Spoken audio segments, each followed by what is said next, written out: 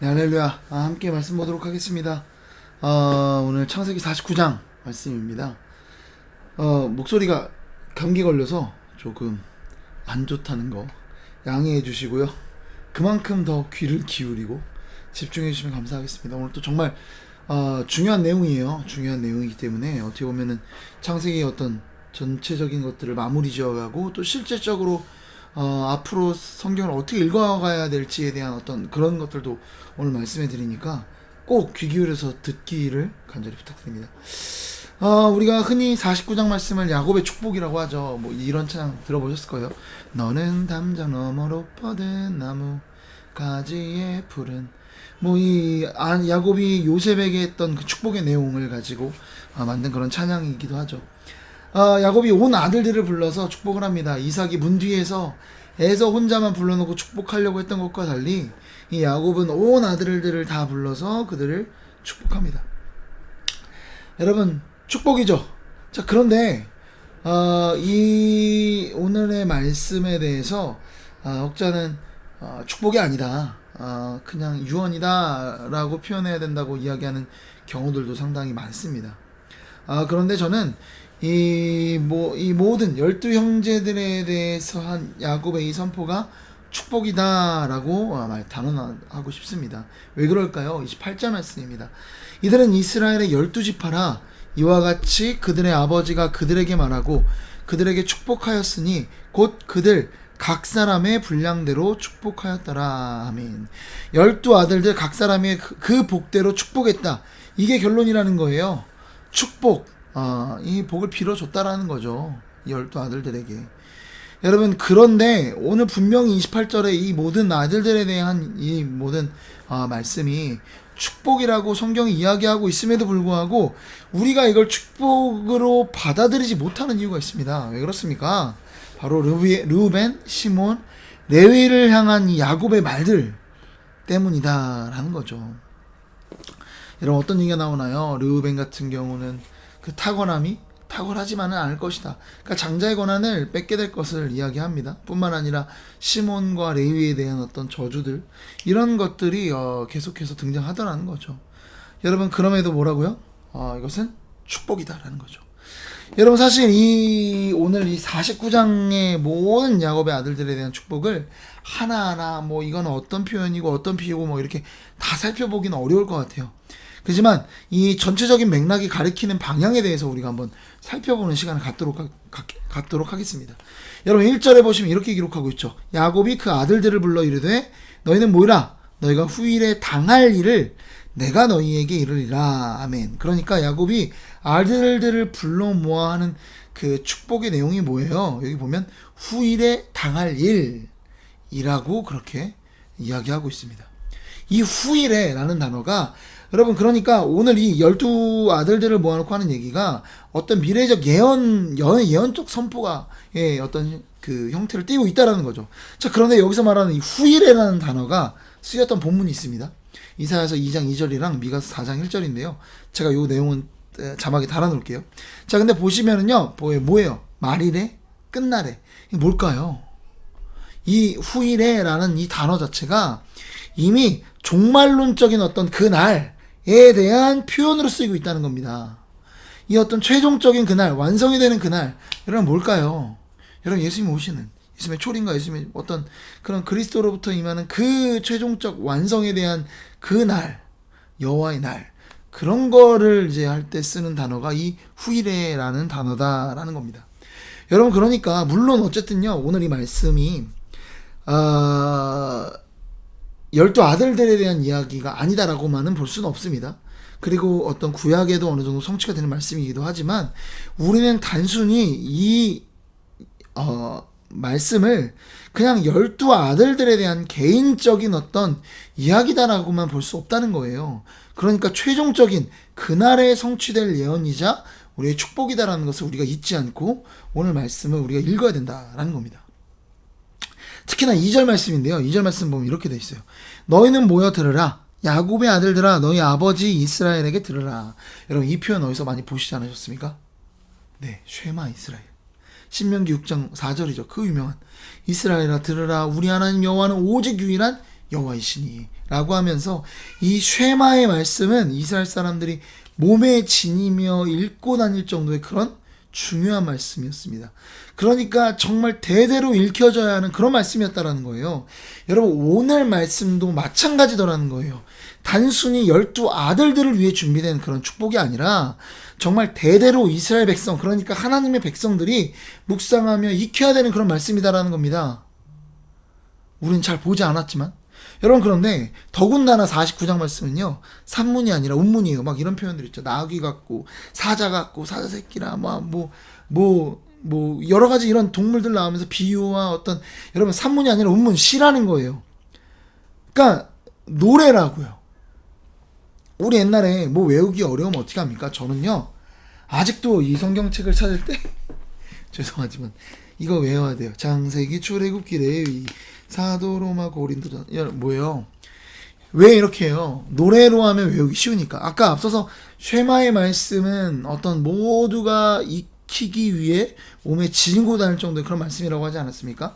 오늘 이 말씀도요, 이스라엘 백성으로 하여금 이렇게 시로 만든 이유는 단순히 그런 사실을 알리기 위한 그런 것뿐만 아니라 정말 이스라엘 백성이 외우고 익히고 그걸 마음속에 새기고 그대로 살라는 어떤 하나님의 뜻이 담겨 있다라는 겁니다.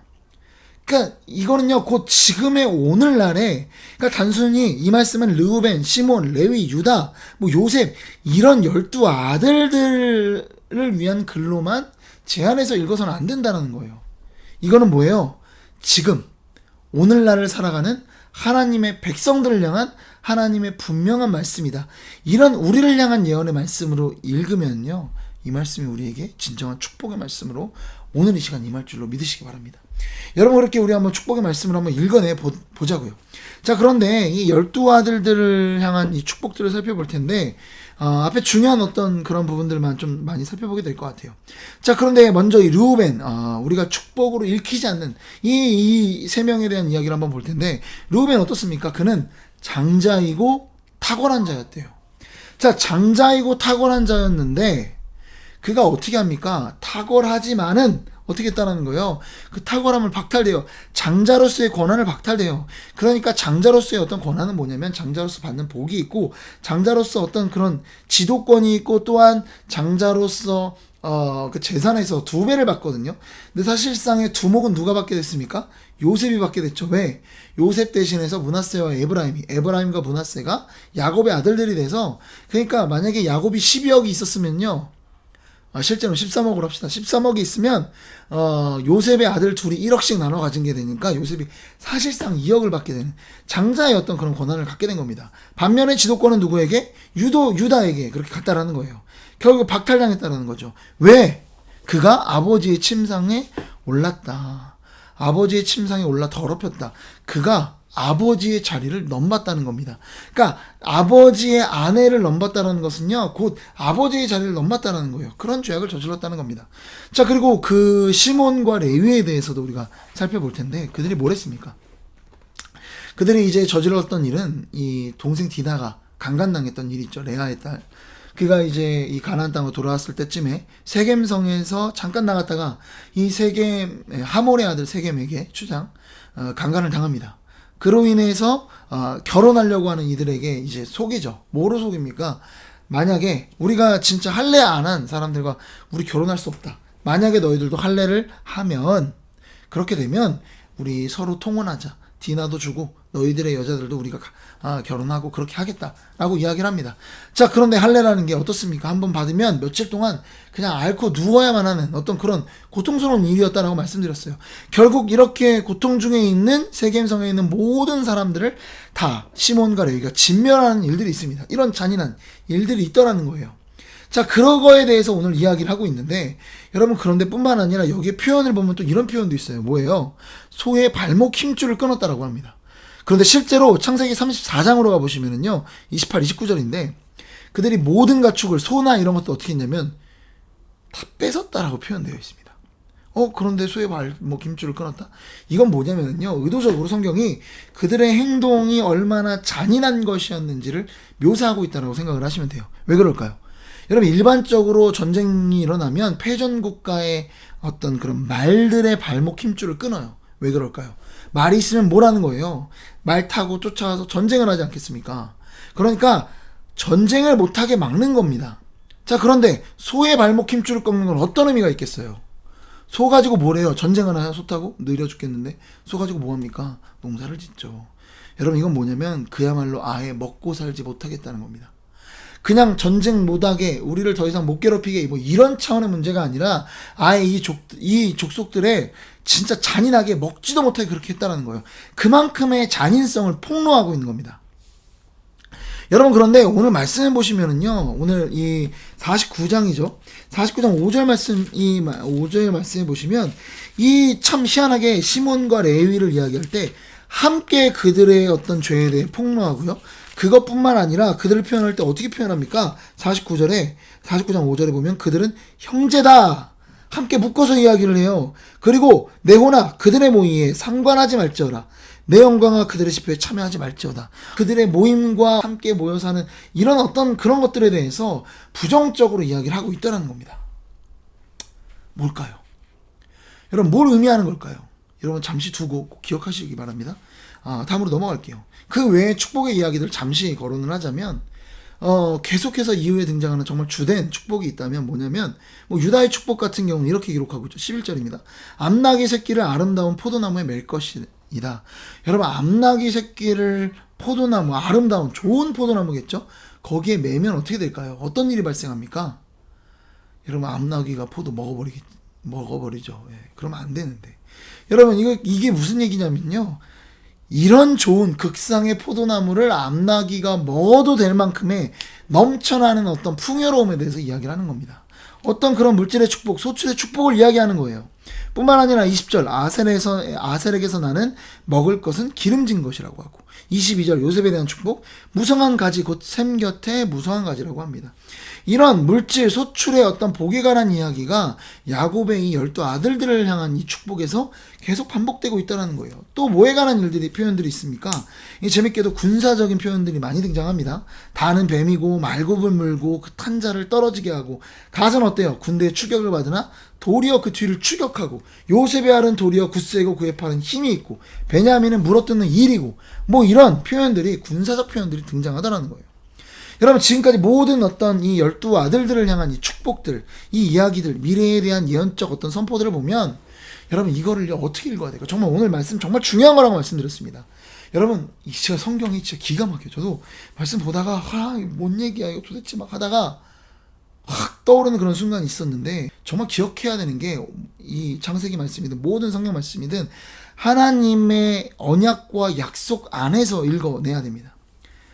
그래서 제가 지난번에 사실은 토지법 이야기할 때 중요한 이야기를, 하나님 나라에 관한 이야기고 그 땅과 큰 민족과 그리고 어떤 그 복에 관한 이야기를 통해서 이거 나중에 설명해 드리겠다라고 했는데, 그 이야기를 오늘 하게 될 수밖에 없을 것 같습니다. 조금 길더라도, 벌써 13분이네요. 조금 길더라도 오늘 꼭 들어주셨으면 좋겠습니다. 여러분, 이걸 알면 오늘 말씀의 르우벤에 관한 축복, 시몬과 레위에 관한 축복, 그리고 여기 등장하는 수많은 물질의 축복과 군사적 어떤 표현들에 대한 그 의미가 싹 풀리니까 기다려주시기 바랍니다. 꼭 집중해서, 목이 안 좋은 만큼, 저도 지금 막 없던 힘을 내서 소리를 지르고 있으니까 꼭 잘 들으시기 바랍니다. 여러분, 다시 창세기 초반으로 한번 가볼 필요가 있을 것 같아요. 인간이 죄를 짓고 어떤 일이 발생했습니까? 죄의 결과가 뭐예요? 세 가지 관계가 망가진 거예요. 하나님과의 관계가 망가졌고, 인간 사이의 관계가 망가졌고, 창조 세계와 우리 인간 사이의 관계가 망가졌습니다. 하나님과의 관계가 망가져서 어떻게 돼요? 하나님이 거니시던 곳, 하나님의 임재가 충만한 곳, 에덴에서 쫓겨납니다. 그리고 하나님께 막 핑계대고 아담이 그런 모습 있지 않습니까? 자, 그리고 인간 사이의 관계는 어떻게 돼요? 막 서로 핑계대고 서로를 헐뜯고 뭐 이러지만, 이거를 잘 표현한 말씀이 어디에 있냐면 바로 바벨탑 사건입니다. 인간이 모이기만 하면 어떤 상태가 된 거예요? 죄나 짓는 그런 상태가 됐다는 거예요. 인간 사이의 관계가 무너졌다라는 것을 보여주는 겁니다. 자, 그리고 창조 세계의 관계가 어떻게 무너졌냐? 여러분, 사실 창조 세계는 어때요? 우리가 다스리던 대상이었습니다. 뭐 우리가 이래라 저래라 하면 다 내는 거예요. 땅 보고 소출 내라고 하면 소출 내는 게 그들의 당연한 어떤 모습이었습니다. 자, 그런데 어떻게 된 겁니까? 그들이 저주를 받고, 땅이 저주를 받고, 땅은 소출을 내기 어려운 상태가 됐습니다. 여러분, 이게 뭐예요? 창조 세계가, 우리와의 관계가 무너진 것을 나타내고 있는 거예요. 여러분, 그러면 하나님께서 이 죄로 무너진 어떤 이 결과를 그냥 내버려 두시나요? 그렇지 않더라는 거죠. 하나님께서는 죄로 인해 망가진 것들을 회복해 나아가는 방향으로 하나님의 역사를 진행시키셔야 합니다. 그리고 그렇게 진행시킨 역사가 바로 오늘 이 성경이에요. 그래서 이 모든 죄로 망가진 게 다 해결되는 게 계시록까지 이렇게 가는 겁니다. 여러분, 그리고 이거는요, 이 중간에 뭐 잠깐 없다가 생기고 이런 게 차원이 아니에요. 진짜 내내 다 그 얘기예요. 여러분, 결과적으로 말씀드리면, 여러분, 아브라함에게 하셨던 세 가지 약속 있죠. 이것은요, 하나님께서, 이거 죄로 인해서 무너진 세 가지의 관계와 무관하지 않습니다. 여러분, 뭘 약속하셨습니까? 땅과 큰 민족과 복입니다. 여러분, 땅은요, 뭐예요? 땅은 말 그대로 창조 세계와의 관계를 담습니다. 뭐, 우리도 일단 부동산 하면 뭐 최고 아닙니까? 여러분, 그렇죠. 우리가 우리 일종의 물질의 축복을 담고 있다고 보시면 돼요. 여러분, 그래서요, 우리 요즘 사실 물질의 축복 너무 부정적으로 보는 견해가 있기도 한데, 여러분, 그렇게만 볼 수가 없습니다. 왜? 하나님의 이 전체 말씀 안에서 그렇게 볼 수가 없어요. 그리고 구약의 말씀을 보면요, 대부분의 축복이 무슨 축복이에요? 물질의 축복이더라고요. 그럼 이거 우리가 어떻게 읽어내야 됩니까?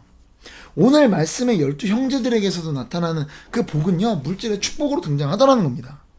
여러분, 그러니까 이 물질의 축복은 그냥 우리가 돈 많이 벌었다, 이 정도 차원에서 끝나는 게 아닙니다. 우리 막 다 일을 하는 것들이 잘 풀린다, 내가 하는 일들이 잘 풀린다, 여러분, 이거의 복인데, 여러분, 이렇게만 생각할 게 아니에요. 죄로 인한 결과가 뭐예요? 땅이 소출을 잘 내지 못하는 상태가 된 겁니다. 자, 그럼 하나님께서 이 죄의 문제를 해결해주면 어떤 결과가 되는 거예요? 소출을 잘 내지 못했던 땅이 소출을 잘 내는 그런 상태가 된다는 겁니다. 자, 그리고 이게 끝입니까? 큰 민족을 약속하셨어요. 여러분, 이 큰 민족이라는 게 그냥 단순히 자손 많이 낳아서 막 애들 엄청 많아지고 이런 약속일까요? 여러분, 그렇지 않습니다. 여러분, 모이면 어떻게 돼요? 인간들이 모이면 바벨탑처럼 죄짓고 끝나는 겁니다. 여러분, 그래서 실제로 이 창세기 마지막 부분에 가면 큰 민족, 이스라엘이라는 그 민족이 태동하는 그 인큐베이터에 들어가기에 앞서서 이 민족의 모습이 등장하는데 어떤 이야기가 계속 나와요? 이 12 형제가 서로 용서하고 서로 희생하고 하나가 되는, 사랑 안에서 하나가 되는 그런 과정들이 그려지고 있다는 거예요. 이게 뭐예요? 이게 큰 민족이라는 겁니다. 복은 뭐예요? 여러분, 복은 역시 마찬가지입니다. 복은 제가 복에 대해 설명드릴 때 이렇게 이해하면 좋을 거라고 말씀드렸어요. 뭐다? 하나님의 선물이다. 하나님이 주신 모든 것들이다. 선물이다. 그러면 선물을 바라볼 때 우리의 어떤 마음은 어때야 됩니까? 좋은 롤렉스 시계를 차서 그게 중요한 게 아니라 그걸 준 사람의 마음이 떠올라야 되고 그걸 준 대상이 떠올라야 된다는 거예요. 그래서 복을 나중에 신앙에 가면 복음으로 해석을 하기도 하고, 결국 복이라는 건 뭐예요? 하나님, 그분과 나 사이의 관계에 대한 이야기가 복에 달려 있다는 겁니다. 여러분, 결국 이 창세기 49장으로 말씀을 돌아가서 이 49장은요, 결국 이 모든 인간의 죄로 인해 나타난 그 결과물들, 그리고 그걸 해결하시는 이야기가 여기에 다 담겨 있다고 보시면 돼요. 엄청난 큰 그림을 그리고 있어요. 작은 그림이 아니라 엄청나게 큰 그림이에요. 그러니까 시로 만들고, 그리고 쉐마 이스라엘처럼 들으라, 우리 모두가 익히고 계속 반복해야 하는 그런 말씀이다라고 우리에게 선포하고 있는 겁니다. 여러분, 땅에 대한 거 어떻습니까? 어떤 그런 창조세계, 물질의 축복으로 이어지고 있다고 말씀드렸죠. 큰 민족. 여러분, 왜 시몬과 레위에 대한 이야기를 할 때 둘을 묶고 둘은 형제고 둘의 모임에 참가하지 않겠다, 이런 것들을 계속 강조하며 반복하고 있겠습니까? 여러분, 함께 모이면 죄를 짓는 인간 사이의 어떤 무너져버린 관계에 대한 그런 우리의 어떤 죄성을 드러내고 그걸 극복하겠다는 하나님의 말씀을 선포하는 겁니다. 여러분, 르우벤은 어떤 죄를 저질렀어요? 또 르우벤은 아버지의 침상에 올라갔다라고 표현되어 있어요. 이거 뭐예요? 선악과 뭐예요? 선악을 알게 하는 나무를 먹게 되는 일은요, 하나님의 주권에 도전한 일입니다. 뭐예요? 하나님의 자리에서 하나님을 쫓아내고 그 자리에 내가 섰던 것이 바로 선악을 알게 하는 나무를 먹었던 그 일이었다라는 거예요. 르우벤 역시 하는 게 뭡니까? 아버지의 아내를 범함으로 인해 아버지의 그 자리를 자기가 차지하려는 거예요. 이 인류의 죄악에 대해서 말하고 있다라는 겁니다. 여러분, 결국 이 49장이 뭘 얘기하는 거예요? 49장은 결국 뭡니까? 어떤 우리 인류의 죄악을 폭로하고 있는 겁니다. 먼저 뭐예요? 어떤 죄? 하나님의 자리를 내가 올라서려고 하는, 내 삶의, 내 인생의 주인공은 납니다. 하나님이 뭐 이래라 저래라요. 하나님 말씀이 아니라 내 뜻을 성취하는 방향으로 난 살 겁니다. 이런 어떤 인류의 근본적인 죄악에 대해서 폭로하고 있고, 그리고 어떻습니까? 이거 하나님과의 관계에 대한 문제고, 인간 사이의 관계에 대한 문제를 폭로하는 거예요. 뭐예요? 인간이 모이기만 하면 서로 헐뜯고 험담하고. 여러분 모여서 뭔 얘기 하세요 혹시? 여러분 혹시 여러분 그 교회에서 사람들이 모여가지고 무슨 얘기 혹시 나누시나요?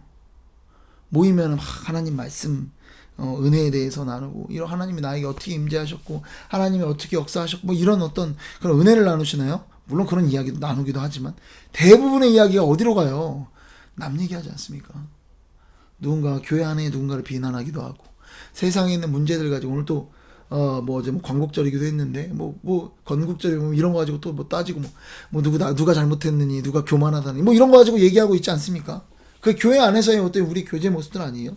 이게 우리의 어떤 죄성입니다. 여러분 결국 루벤, 시몬, 레위를 통해서 하나님께서 오늘 우리에게 말씀하고자 하시는 건 뭐냐면 우리 인류의 죄성에 대해서 폭로하고 있는 겁니다. 여러분 그들이 얼마나 여러분 하나님을 정말 하나님 없는 내가 내 멋대로 살아가는 어떤 그런 인간의 어떤 근본적인 죄에 대해서 이야기하고, 뿐만 아니라 뭡니까? 여러분 소의 발목에 힘줄을 끊는, 그러니까 아예 진짜 그렇게 사는 집단 자체를 말살해버리는 그런 시몬과 레위의 모습, 누구의 모습이에요? 우리의 모습이더라고요. 함께 만나면 사람을, 여러분 라가라고 하는 거 죽이는 거와 다를 바 없다라고 말씀하시지 않으셨습니까? 우리가 그렇게 만나서 우리가 그래서 목사님도 교회 카페 이거 해야 되나 말아야 되나 고민하시는 이유가 거기에 있지 않습니까? 만나면 죄 저지르니까. 그럼 만나서 누군가를 그 정말 제단 위에 올려놓고 토막을 내고 얘기하는 거, 이거 죽이는 거와 다를 바 없는 겁니다. 여러분 그런 모습이 우리에게 있더라는 거예요. 자, 그런데 그런 모습이 우리에게 있는데 여러분 결과적으로 어떤 일이 벌어집니까? 여러분 오늘 누구에 대한 선포가 나와요? 여러분 10절 말씀 제가 읽어드리겠습니다. 규가 유다를 떠나지 아니하며 통치자의 지팡이가 그 발 사이에서 떠나지 아니하기를 실로가 오시기까지 이르리니 그에게 모든 백성이 복종하리로다. 아멘. 통치자의 지팡이가 그 발 사이에서 떠나지 않는다. 영원한 통치에 대한 이야기를 합니다. 그에게 모든 백성이 복종하리라. 여러분 물론 실로에 대한 어떤 여러 가지 해석이 있긴 하지만, 여러분 분명한 거 하나가 있다면, 모든 해석자들이 동의하는 그게 있다면, 유다 지파를 통해서 열국 위에 군림할 영원한 왕권을 가지고 계신 그분이 오신다. 뭐예요? 메시아가 오신다. 그리스도에 대한 예언이 여기에 포함되어 있다는 겁니다. 여러분 결국 뭡니까? 인간의 죄성에 대해서 폭로하고, 그런 그리스도께서 이 모든 죄의 문제를 해결하실 것이다. 그래서 우리는 큰 민족을 이룰 거고, 우리가 함께 모여 서로 헐뜯고 누군가를 비방하며 누군가를 정말 인격을 말살하는 그런 삶이 아니라 정말 영혼을 살리는 그런 우리 인간관계가 이루어질 것이고, 큰 민족 하나님의 교회를 이룰 것이고, 뿐만 아니라 진정 하나님이 내 삶의 주인에서 몰아냈던 그런 삶에서 예수 그리스도로 말미암아 우리가 진짜 하나님을 내 주인으로 모시고 하나님 뜻대로 살아가는 그런 역사가 우리 삶 가운데 나타나게 될 것이다. 뿐만 아니라 우리에게 하나님께서 정말 이 죄로 인해서 땅들이, 그 소출이, 모든 내 문제들이 마음대로 풀어지지 않았었는데 하나님께서 우리의 예수 그리스도께서 우리의 죄를 해결하심으로 말미암아 우리의 그런 문제들이 해결될 것이다. 이것을 오늘 여기에 선포하고 있다는 겁니다. 여러분 레위와 시몬에게 저주가 있을 거라고 했죠. 그리고 진짜 그 저주를 어떻게 합니까? 주님이 담당하시고 받으시더라는 거예요. 여러분 오늘 이 49장의 말씀은 오늘날 우리가 진짜 읽어야 될 말씀입니다. 르우벤과 시몬과 레위를 통해 뭘 봐야 돼요? 나 자신을 봐야죠. 이것이 나의 죄악이구나. 내가 이렇게 참혹한 반역을 저지르고 있고, 내가 이렇게 정말 잔인한 죄악들을 인간 사이에서 저지르고 있구나. 하나님을 반역하고 인간을 이렇게 죽이고 있구나. 이런 나의 모습을 봐야 됩니다. 그러면서 동시에 내 안에 있던 모든 그 죄의 문제들이 살아계신 하나님 예수 그리스도가 이 땅에 오심으로 말미암아, 그 후일회라고 했죠. 최종적인 그 일들로 말미암아 모든 것이 해결되었구나. 주님 감사합니다. 주님 찬양합니다. 여러분 이런 고백이 오늘의 말씀 가운데 있어야 된다는 겁니다. 여러분 이 49장 말씀은 말씀드렸지만 시예요. 네. 그리고 18절 가면 이런 갑자기 등장하는 말씀 있죠. 여호와여 나는 주의 구원을 기다리나이다. 여러분 이거에 대한 기대와 열망과 그 약속이 오늘 49장에 들어가 있는 겁니다. 왜 구원을 기다립니까? 죄로 인해 내 인생이 이렇게 망가져 있으니까. 르우벤처럼 시몬처럼 레위처럼, 뿐만 아니라 내 땅의 소출을 내지 못하는 그 상태. 하지만 하나님께서 예수 그리스도를 이 땅에 보내주셔서 그 모든 문제를 해결해 주실 것이다. 아니 주셨다라는 그 믿음으로 오늘 하루도 감사로 은혜로 살아가는 저와 여러분 되기를 소망합니다. 기도하겠습니다. 사랑과 은혜가 풍성하신 아버지 하나님, 창세기 49장 이 야곱의 축복이 단순히 이 12명의 아들들에 대한 예언적 선포가 아니라 오늘날을 살아가는 우리들을 향한 하나님의 선포라는 것을 잊지 않게 하여 주옵소서. 르우벤과 시몬과 레위가 저질렀던 그 참혹한 죄악이 이 세 명의 아들들의 죄악이 아니라 나의 죄악임을 깨달아 알고 오늘 하루도 예수 그리스도 없이는 살아갈 수 없다라고 고백하며 진정 유다의 후손으로 오신 예수님을 통해 내 삶이 완전히 변화됨을 아버지 하나님 오늘 하루도 느끼고 누릴 수 있도록 주님 도와주시옵소서.